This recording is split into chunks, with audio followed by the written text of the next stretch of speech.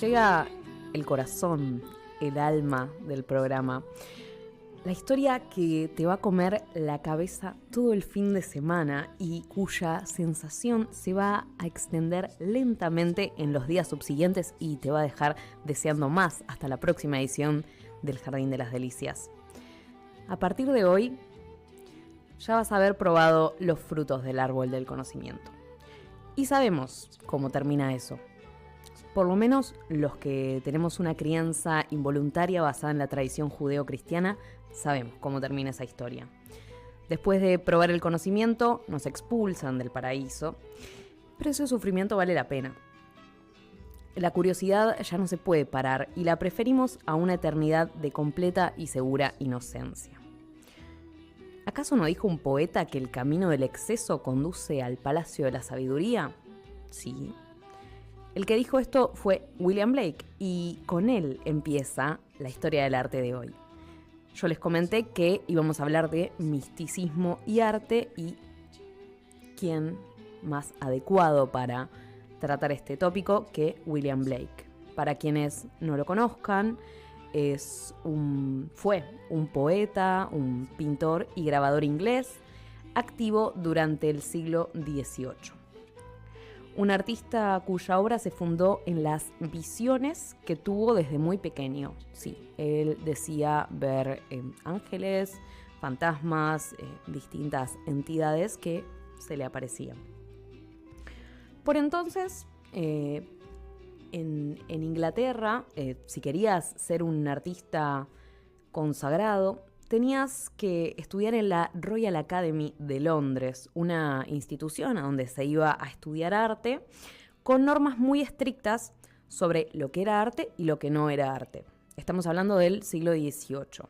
El primer director de la Royal Academy fue un señor súper ortiva llamado Sir Joshua Reynolds, que pintaba retratos de la corte. Sí, qué sé yo, están buenos. Pero le faltaba algo. Pero bueno, era el director de la Royal Academy. Antes de pintar lo que uno quería cuando estudiabas ahí, había que estudiar dibujo, obras de otros artistas, copiar incansablemente la obra de otros mejores que vos hasta lograr la perfección.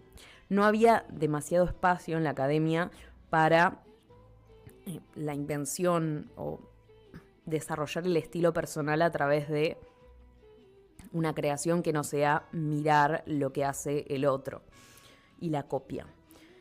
Blake probó estudiar en la academia, pero no le gustó, se llevó muy mal, cortó relaciones con esta y empezó a hacer la suya, a trabajar en su propia prensa gráfica. Él hacía grabado desde los 14 años, y junto a su esposa realizó poemas ilustrados y publicaciones independientes, todas ellas basadas en estas visiones que él tenía. De hecho, Blake, si ustedes buscan sus obras, que mientras escuchan esto pueden googlear obras de William Blake, y les van a aparecer muchas,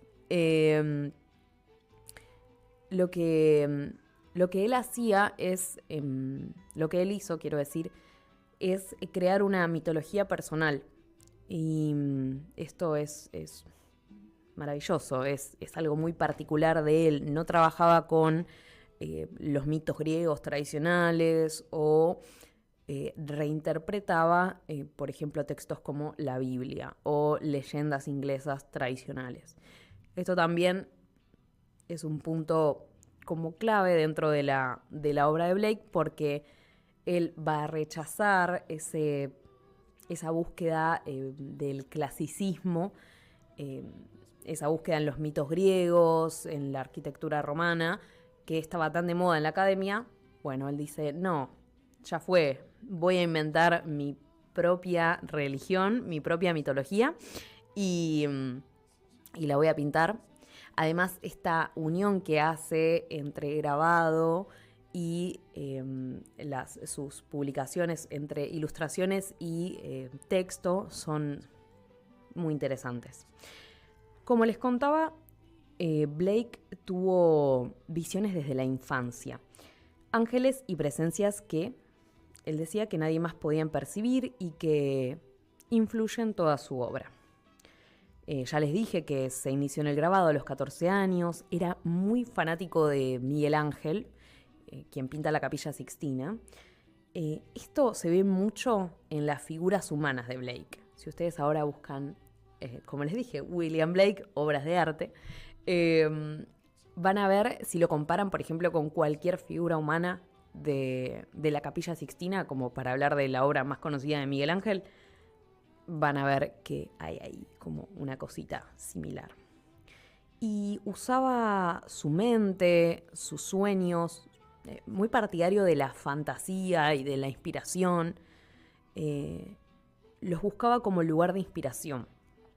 Esto de los sueños y cómo se utilizan los sueños para la creación y la cantidad de experimentos que hay con los sueños es súper interesante. Sobre todo lo explotaron los surrealistas, pero es material para otro programa. Se puede hablar largo y tendido. Es un mundillo fascinante que está ahí latente en el arte. Para Blake no había nada más sublime que la imaginación, que para él era, cito, inmortal, eterna e inagotable. Y a la imaginación consagró todo el arte que realizó hasta su muerte. Imagínense lo mal que caía esto en artistas académicos cuyos logros se basaban en años y años de copiar a otros artistas más exitosos para encontrar su estilo propio, ¿no? Algo interesante de este artista inglés es que él considera al creador, al artista, como un profeta que interpreta la realidad mediante una obra simbólica, o sea, llena de símbolos, que el público tiene que interpretar. El artista es un ser de espíritu libre que ilustra su mundo interior y por lo tanto evoca lo enigmático y fantasioso. Esta visión de artista, que hoy en día puede parecer un poco antigua o tradicional, bueno, justamente William Blake, uno de los principales exponentes de la figura como del genio creador, bueno, el genio incomprendido o el artista que expresa sus sentimientos en la obra, no es la única forma de concebir el arte, es William Blake, el artista genio, como el inicia el paradigma, eso quiero decir. Los Blake eran gente rara. Había rumores de que leía El paraíso perdido de Milton bajo una parra con su señora en completa desnudez. Pero la gente decía cualquier cosa porque les caía mal William Blake. Yo creo que era un señor casi tan interesante como el Indiana Jones neerlandés. Sus contemporáneos lo tomaron por lunático, pero con el tiempo, y sobre todo después de su muerte, como suele pasar con muchos artistas, se lo empezó a considerar como la figura que él tanto ensalzó, el artista profeta, alguien que se había adelantado siglos a su época. Justamente él habló de los peligros del racionalismo y el materialismo, alertando que traería la devastación de la naturaleza y la alienación del hombre. Me recuerda a la noticia que estuvimos leyendo al principio del programa. Murió sobreviviendo con el poco dinero que le daban por sus acuarelas. Realmente no tuvo demasiado éxito en vida y alguna compra que le hacían amigos cercanos a él. Y hoy William Blake es uno de los artistas más queridos por los ingleses, uno de los autores fundamentales de la modernidad. Y si les pareció conocido por otros artistas, esto que decía al principio del arte simbólico y demás, les cuento que la obra de Blake inspiró profundamente a prerrafaelitas, simbolistas y a los románticos ingleses.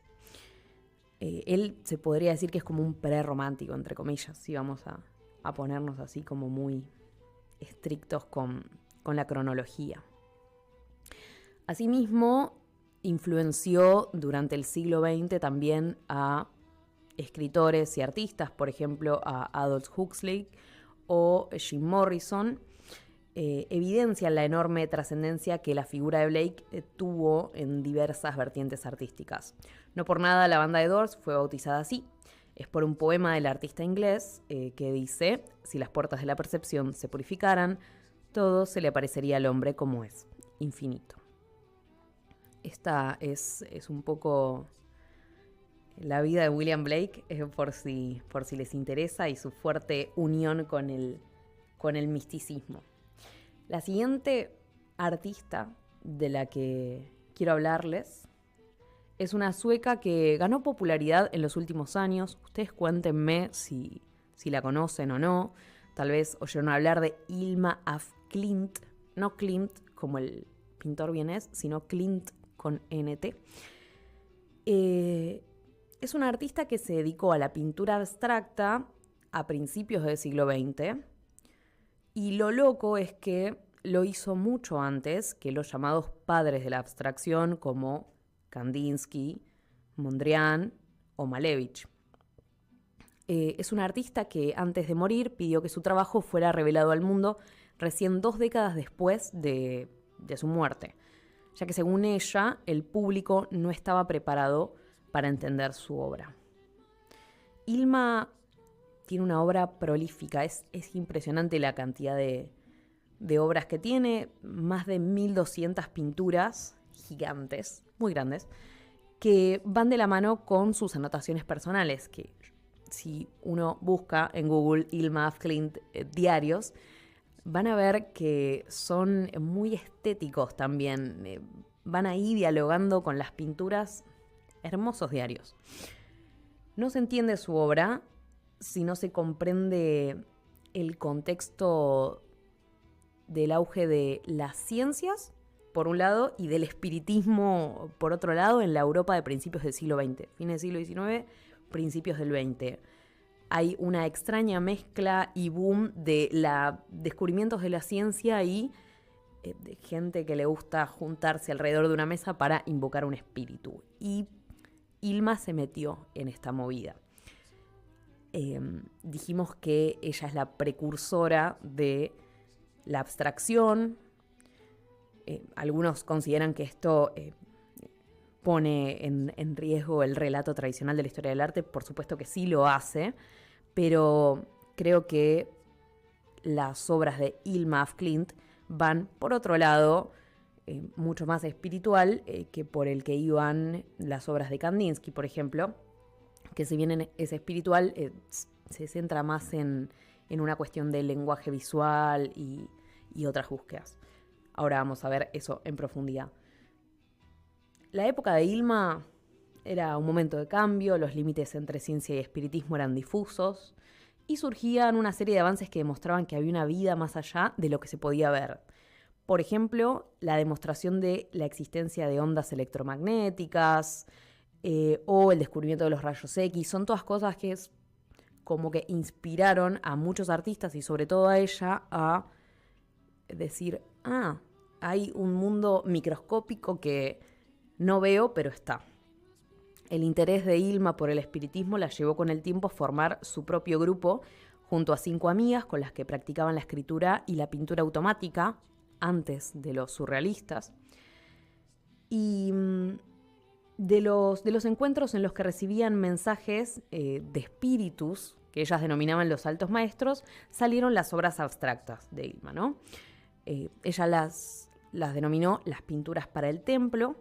Hizo de un tirón 193 pinturas de gran formato en papel y con acuarela. Tremendo, 193. Eran re exigentes esos espíritus. Una persona que se relacionaba mucho con Hilma af Klint es un señor llamado Rudolf Steiner, que es un filósofo austríaco, es el creador de una corriente también mística llamada Teosofía, la sociedad teosófica, y le dijo: Hilma, tu obra es un montón para ahora, así que guardala en unos grandes cajones y espera 20 años para mostrarlas, porque el mundo no está preparado para ver tu obra. Y así lo hizo. Las obras se descubrieron incluso después, como 40 años después, de casualidad, y estaban a punto de ser totalmente destruidas, y bueno, las encontró un pariente lejano de Hilma af Klint en su acervo. Y hace muy poco, en 2019, se hizo una muestra retrospectiva de la obra de Hilma af Klint. Antes de pasar al siguiente tema que quiero hacerles escuchar para que se queden pensando en la obra de Blake, en la obra de Hilma af Klint, les dejo una frase de ella. Ella decía que sus búsquedas iban por un lado exclusivamente espiritual. Las imágenes fueron pintadas a través de mí, sin dibujos preliminares. No tenía idea de lo que representaban, y sin embargo trabajé con rapidez y seguridad, sin cambiar ni una sola pincelada.